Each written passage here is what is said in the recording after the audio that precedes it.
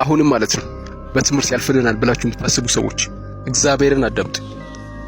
ዓለም እየሄደበት ያለው መንገድና እናንተም ብታስቡት በጣም የተለያየ ነው። የራሴ ምሳሌ ልስጣችሁ። 10ኛ ክፍል እኔ 3 ነበረን። እኔና የሆነ ፍሬንድ ወደቀን። አንዱ አለፈ፣ በጣም ጎበዝ ተማሪ ነበር። ከዛኛ ኮሌጅ ገባንና ኮንስትራክሽን ማኔጅመንት መማር ጀመርን። ጎን ለጎን ማዕት ስራ እንሰራ ነበር። አሁን ላይ እኔ በኮንስትራክሽን የ4 ዓመት የስራ ልምድ አለኝ። ማዕት ደግሞ የማዕት ስራዎች አውቃለሁ። አሁን የሚያሳስበኝ ማገኘው ገንዘብ ከፍታና ዝቅታ ብቻ ነው። ይህ ጎበዙ ተማሪ ዩኒቨርሲቲ ሄደው በኢንጂነሪንግ ተመረቀ ከ1 ዓመት በፊት። ስቲል ናው ግን ስራ የለውም። ኢትዮጵያ ውስጥ ተምረህ ስራ ለማግኘት ዘመድ ያስፈልግሃል። በፖይንትህ ራሱ ልግባ ብትል የስራ ልምድ ያስፈልግሃል።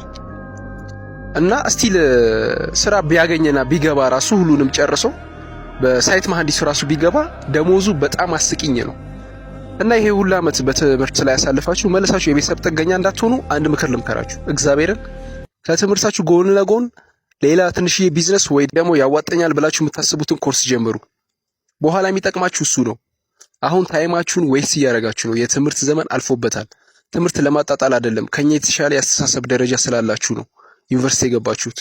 ግን በትምህርት መቼም አያልፍላችሁም። ይሄን እወቁ።